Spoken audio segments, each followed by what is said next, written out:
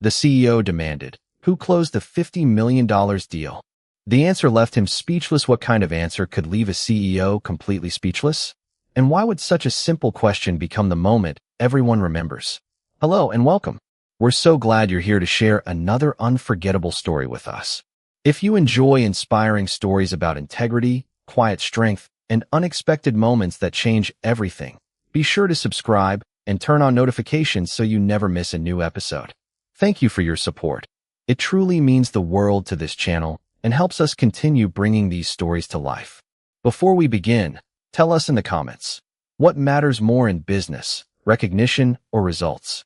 Now, settle in, and let's discover how one question changed everything. Who closed the $50 million deal? The question crashed through the executive boardroom with enough force to silence every whispered conversation before it had the chance to finish. Richard Hayes stood at the head of the polished walnut conference table, his voice controlled but sharp, his eyes sweeping across the faces of vice presidents, directors, and senior managers who suddenly seemed fascinated by their notebooks instead of the triumph flashing across the giant screen behind him. A bold headline announced that Sterling Dynamics had secured the largest commercial agreement in company history, a contract worth $50 million that analysts believed would transform the company's future. Yet instead of celebration, the room felt strangely heavy. The soft hum of the air conditioning blended with the faint clicking of expensive pens. Coffee cups sat untouched. Even the city skyline beyond the floor-to-ceiling windows looked unusually still beneath the pale morning sun. Richard had built his reputation on recognizing talent before anyone else did, and he believed every major victory carried the unmistakable fingerprints of a leader willing to step forward. Success deserved recognition. Recognition created loyalty. At least, that was what he had always believed. He looked toward Daniel Brooks, the company's confident chief operating officer, expecting the familiar smile that usually arrived before another polished presentation. Daniel adjusted his tie, but said nothing. His confident posture faltered for the briefest moment before he glanced across the room.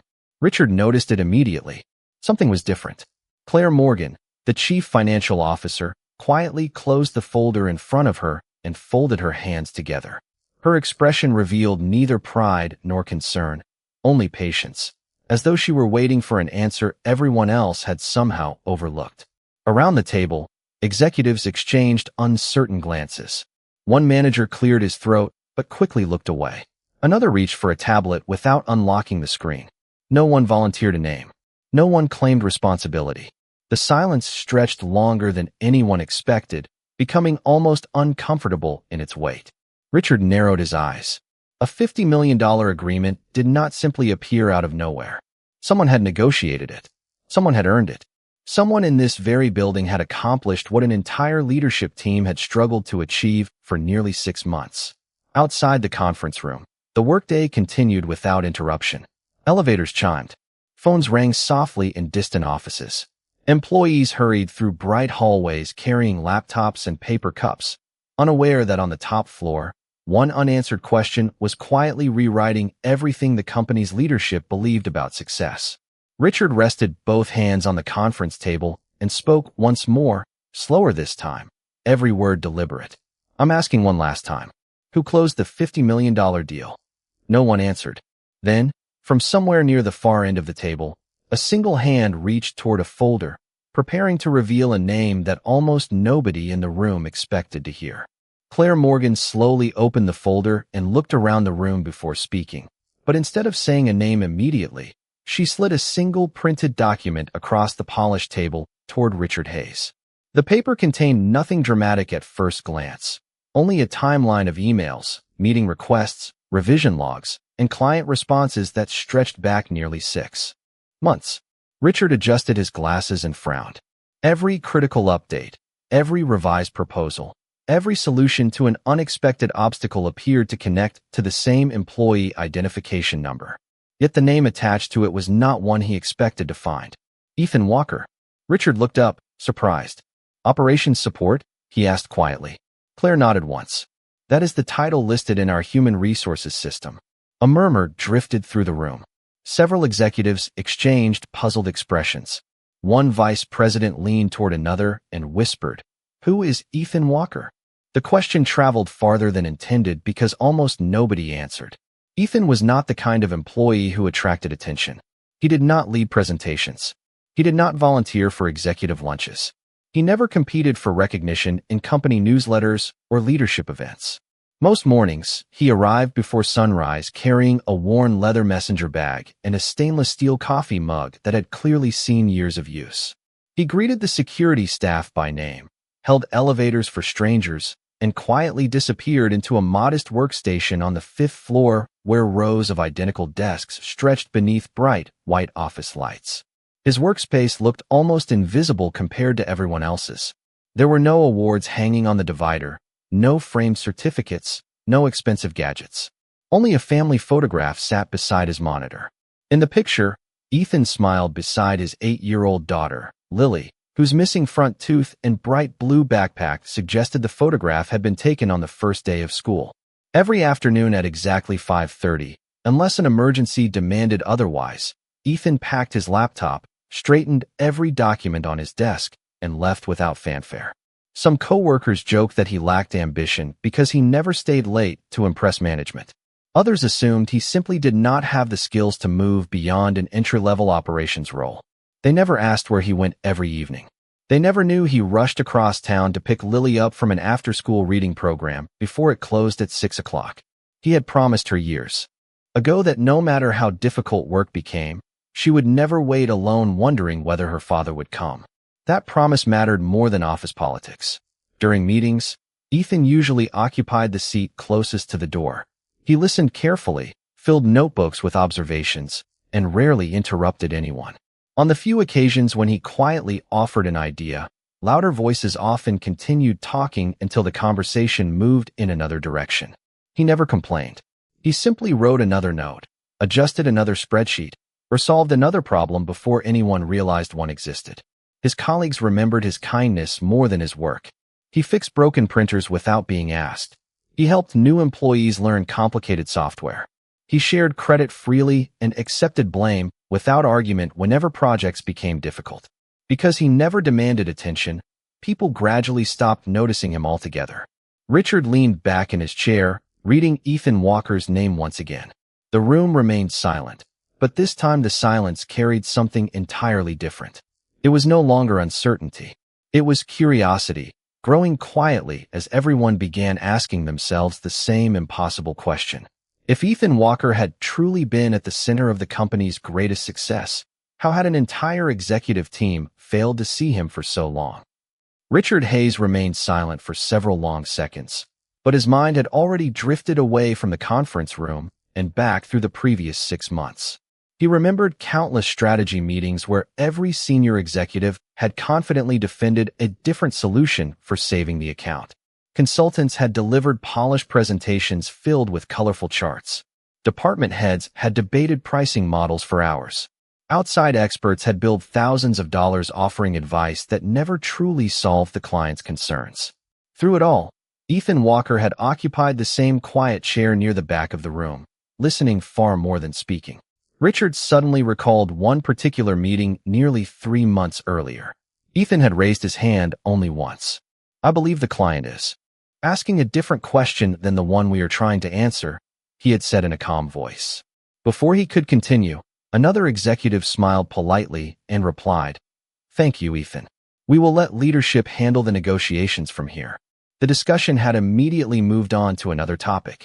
Ethan had simply nodded, written something in his notebook, and remained silent for the rest of the meeting. There had been no argument, no frustration, no attempt to prove himself. Claire remembered the moment just as clearly. She had watched Ethan quietly leave the conference room carrying the same notebook. Less than an hour later, an email had appeared in her inbox.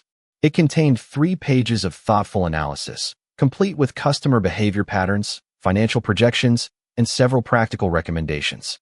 She had read every word. The ideas were remarkably clear, but by the time she forwarded the document to the executive team, dozens of newer messages had already buried it beneath overflowing inboxes. Nobody replied. Nobody even acknowledged receiving it. Ethan never asked whether anyone had read his work. The following week, another obstacle threatened the negotiations. The client questioned delivery schedules that every department insisted were impossible to improve. During another meeting, louder voices once again filled the room. Operations blamed sales. Sales blamed finance. Finance questioned manufacturing. Every department defended itself while the deadline moved closer. Ethan quietly excused himself, returned to his desk, and spent the afternoon reviewing warehouse reports, transportation records, and supplier schedules. Before leaving the office that evening, he uploaded a revised logistics plan showing how the company could reduce delivery times without increasing costs. The proposal required cooperation instead of additional spending. It was simple enough that many people overlooked it because they assumed complex problems demanded complicated answers. Weeks later, several departments unknowingly adopted pieces of Ethan's recommendations after discovering them inside shared project folders. As each adjustment improved the negotiations, managers congratulated one another for the progress, never realizing where the ideas had originated. Ethan said nothing. He never corrected anyone. If the company moved forward, that was enough for him. Richard slowly lowered the papers onto the conference table, feeling an unfamiliar weight settle across his shoulders. Leadership had always seemed straightforward to him. Reward the loudest achievers. Promote the most visible performers. Celebrate those who stood confidently in front of the room. Yet every page before him quietly challenged that belief. The greatest contribution to the most important agreement in company history had not come from the corner office or the executive suite. It had come from a man whose greatest habit was listening before speaking and serving before seeking recognition. Around the table, the executives sat unusually still. Nobody defended themselves. Nobody searched for excuses. For perhaps the first time in years, every person in that room began wondering how many other remarkable voices had disappeared beneath the noise simply because no one had taken the time to hear them. While the executive team wrestled with uncomfortable questions in the boardroom, Ethan Walker had no idea his name had become the center of the most important conversation in the company. He was sitting alone on the 5th floor with a pair of reading glasses resting low on his nose, reviewing inventory reports that another department had accidentally duplicated 3 times. The office around him buzzed with the ordinary rhythm of a Tuesday morning. Telephones rang. Keyboards clicked. A copier hummed in the corner. None of it felt unusual because Ethan had always believed that meaningful work rarely announced itself with applause. He quietly corrected the reports, updated the shared database, and answered 2 questions from a newly hired analyst who looked relieved simply to find someone patient enough to explain the process. "Thank you," the young employee said with an embarrassed smile. Ethan nodded warmly. "We have all been new before." Then he returned to his screen without another word. His calendar looked very different from those of the executives. Upstairs, instead of investor calls and leadership briefings, it contained reminders to review shipping schedules, verify supplier information, and leave the office by 5:15 so he could reach Lily's school before the after-school program ended. At exactly 12:15, his phone vibrated softly. A text message appeared from Lily. "Do not forget tonight is family reading night." Ethan smiled before typing back, "I already packed your favorite book." He slipped the phone into his pocket and continued working. Across the building, however, the memory of the past several weeks continued unfolding inside Richard Hayes's mind. The final phase of the negotiation had nearly collapsed only 10 days earlier when the client unexpectedly questioned the company's long-term service strategy. Panic spread quickly through senior leadership. Emergency meetings filled every available conference room. Consultants proposed expensive concessions. Department heads recommended delaying the agreement entirely. Some quietly suggested preparing for the public embarrassment of losing the contract after investing months of effort. During that chaotic afternoon, Ethan had remained almost invisible. Rather than joining another meeting, he requested access to archived customer feedback dating back 5 years. He spent hours reading comments that almost everyone else considered too minor to matter. Hidden inside hundreds of survey responses, he noticed the same concern appearing again and again. The client had never been asking for lower prices. They wanted consistency. They wanted one dependable point of contact instead of navigating 6 different departments every time an issue appeared. Ethan drafted a detailed proposal recommending a unified client service structure supported by existing staff instead of additional spending. He sent the document with a short note that simply read, Perhaps this addresses the question behind the question. Nobody responded immediately. Yet 2 days later, pieces of his proposal quietly appeared inside the official presentation prepared for the client's executive committee. The language had changed. The formatting looked different. But the central idea remained unmistakably his. Ethan noticed it during the presentation replay and simply smiled to himself. The company had moved closer to success, and that mattered far more than seeing his own name attached to the solution.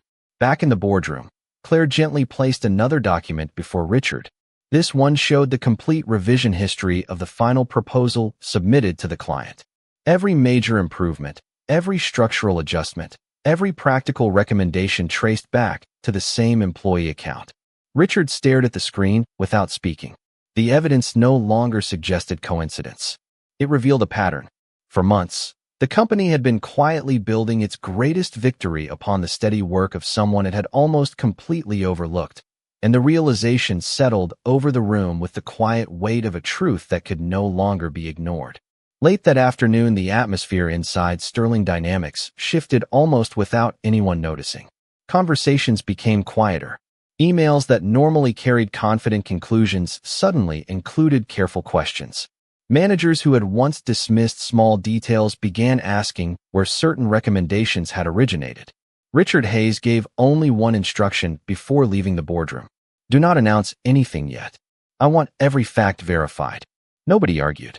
Claire Morgan personally requested complete system records from the Information Technology Department, including document histories, meeting notes, and communication logs connected to the negotiation.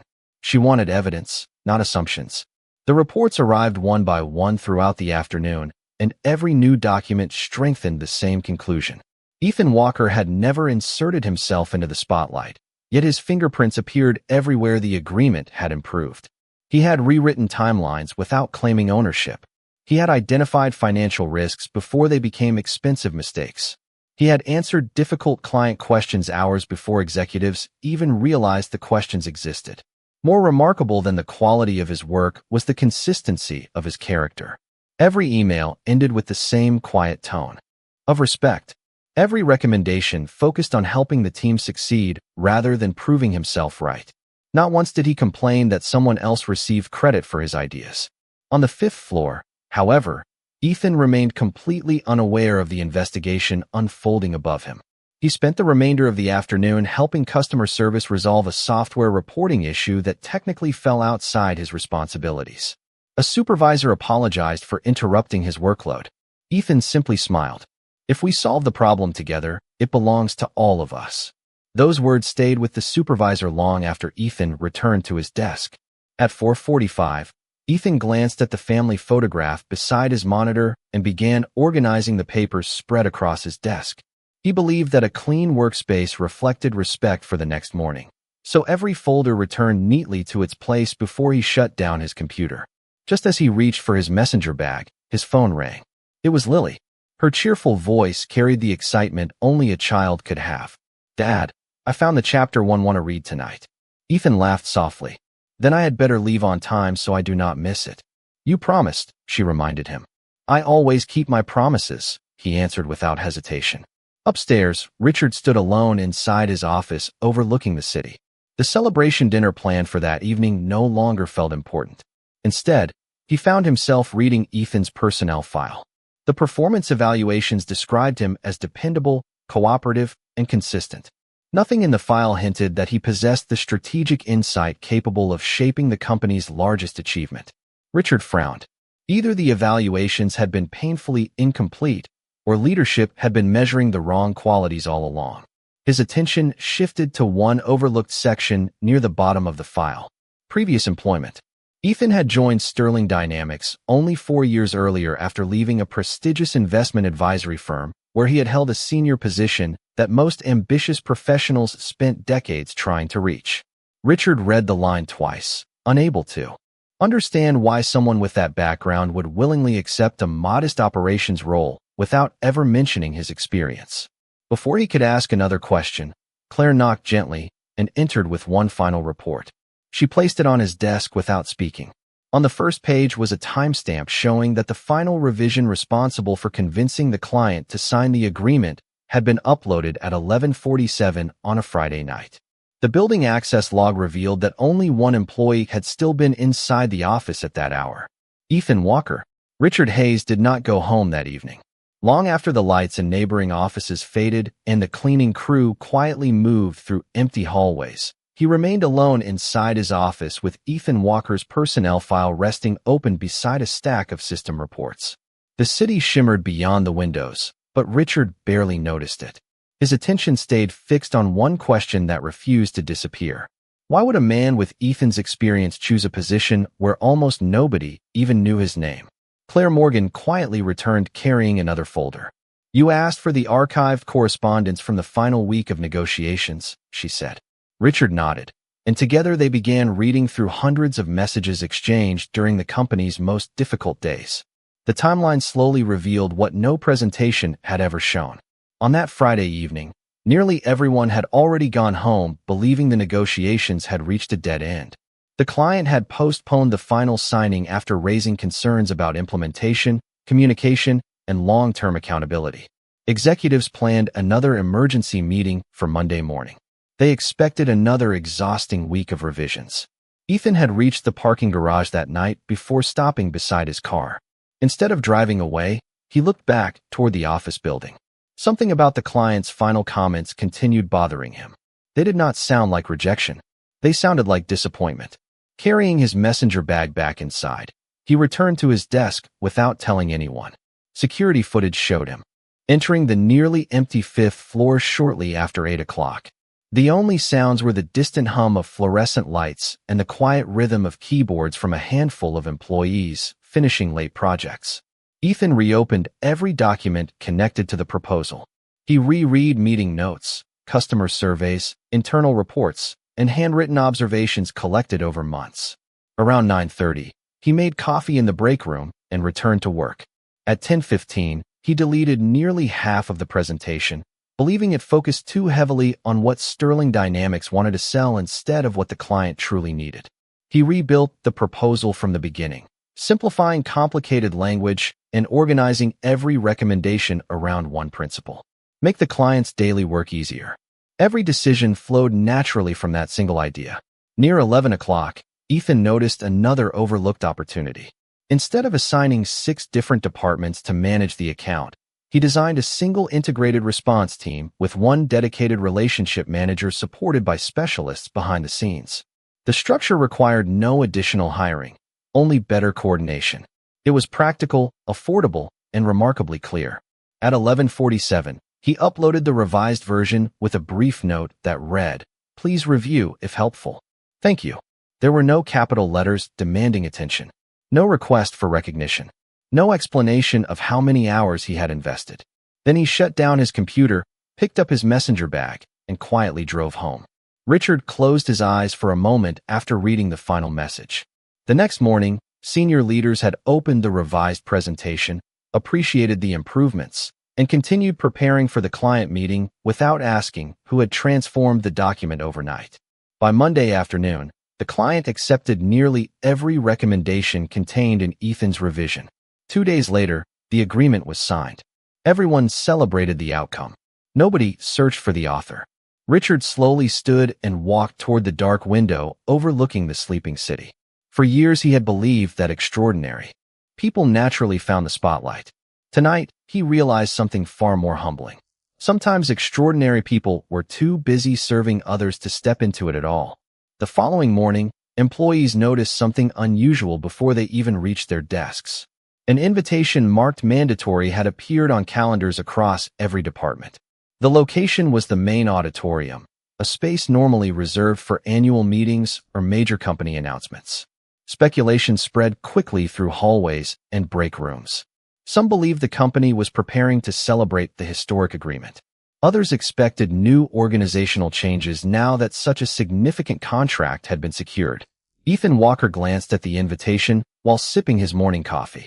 He assumed the gathering would include the usual speeches from senior leadership, so he quietly finished reviewing overnight reports before helping another teammate resolve a scheduling conflict. At precisely 9 o'clock, hundreds of employees filled the auditorium. Conversations echoed beneath the high ceiling until Richard Hayes stepped onto the stage. The room gradually became silent. Behind him, a large screen displayed only the company logo. There were no congratulatory graphics, no music, and no dramatic introduction. Richard stood with both hands resting lightly on the podium, his expression calmer than anyone expected. Before we recognize success, he began, we need to recognize truth. The audience exchanged curious glances. Richard continued by describing the months of effort that had gone into securing the agreement. He thanked every department for their dedication, then paused. Yesterday, I asked a simple question. I wanted to know who deserved credit for the work that changed this company's future. He nodded toward Claire Morgan.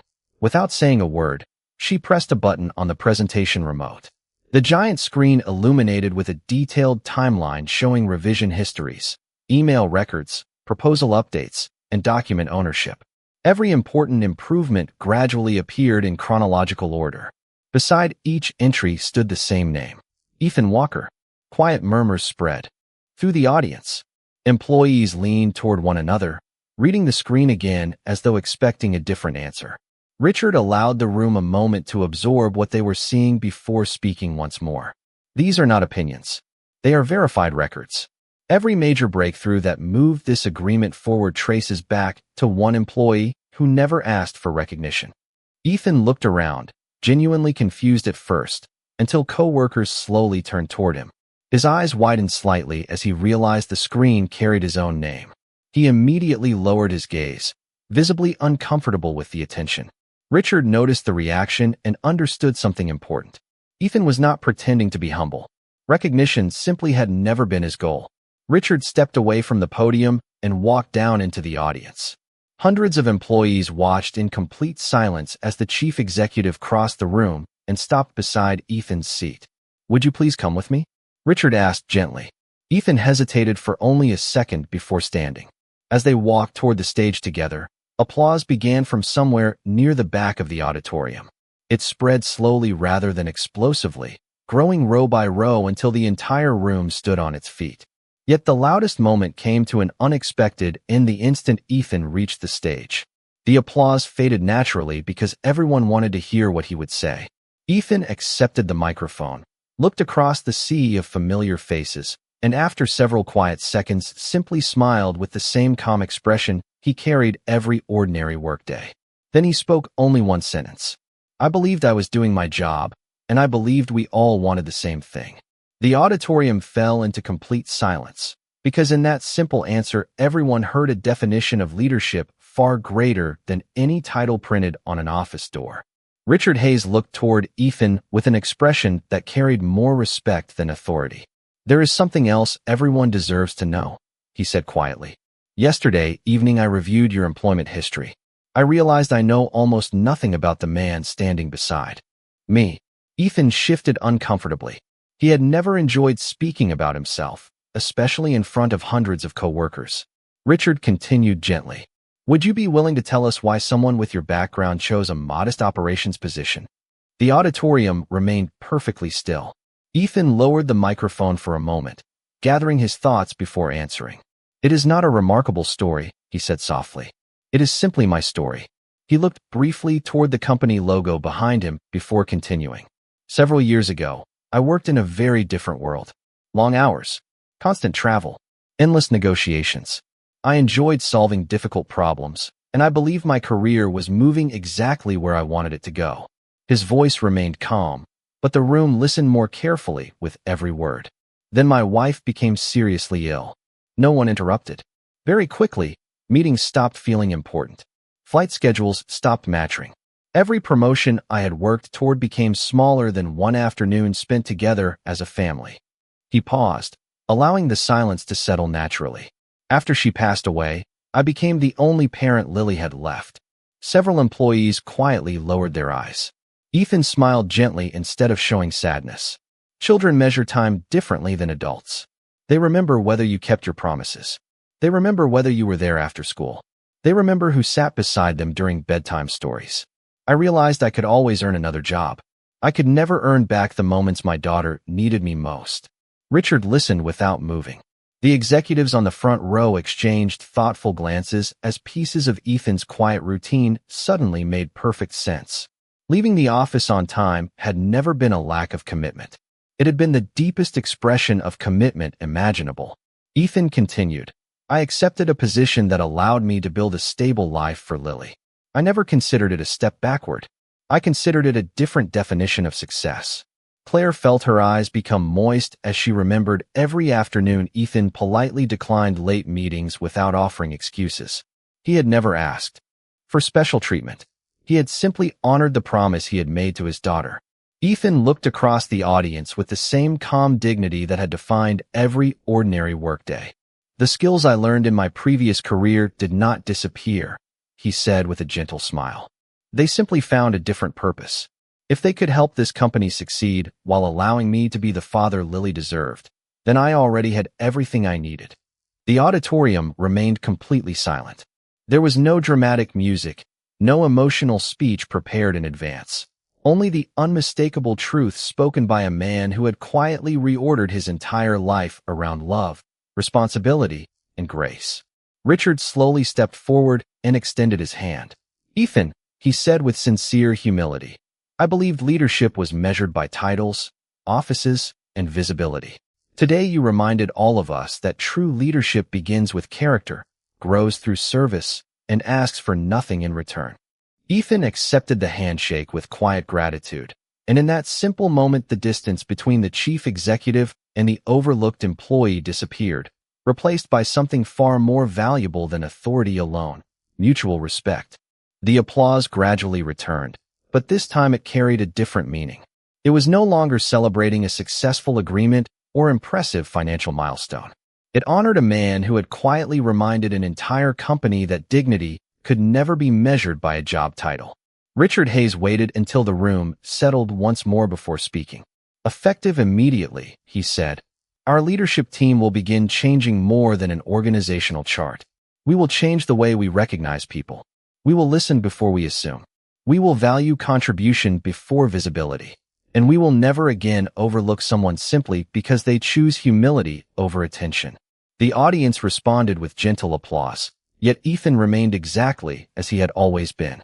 He thanked Richard with a respectful nod, shook hands with Claire Morgan, and stepped away from the stage without lingering in the spotlight. Several co-workers surrounded him afterward, offering congratulations and sincere apologies. One manager admitted, I cannot remember a single time I asked for your opinion, even though I relied on your work almost every week. Ethan smiled kindly. You are asking now. That is enough. Another employee confessed that he had mistaken Ethan's quiet nature for a lack of confidence. Ethan simply answered, people usually reveal themselves over time. We just have to give them that time. Those simple words spread through the company faster than any official announcement. Over the following weeks, meeting rooms slowly changed. Managers began inviting quieter employees to share ideas before discussions moved forward. Team leaders started reviewing contributions more carefully instead of recognizing only the loudest voices. New employees quickly discovered that sterling dynamics had developed an unexpected habit. Whenever someone solved a difficult problem, leaders asked not only what had been accomplished, but also who had quietly made it possible.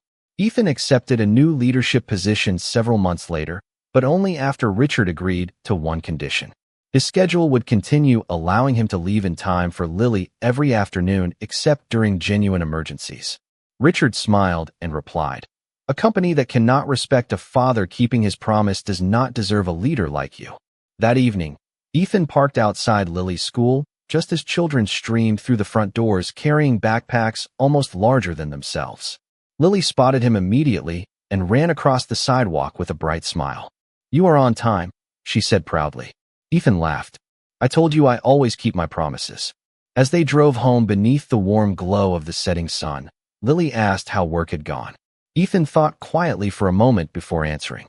Today reminded me that doing the right thing is never wasted, even when nobody notices right away. Lily nodded as though the lesson were perfectly obvious.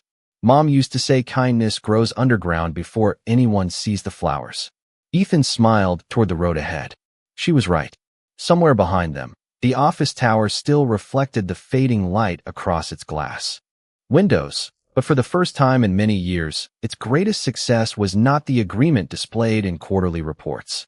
Its greatest success was learning that true leadership does not demand applause, true strength does not compete for attention, and the people who change the future most profoundly are often the ones who quietly serve with grace, keep their promises, and walk home with dignity long before the world finally learns their name.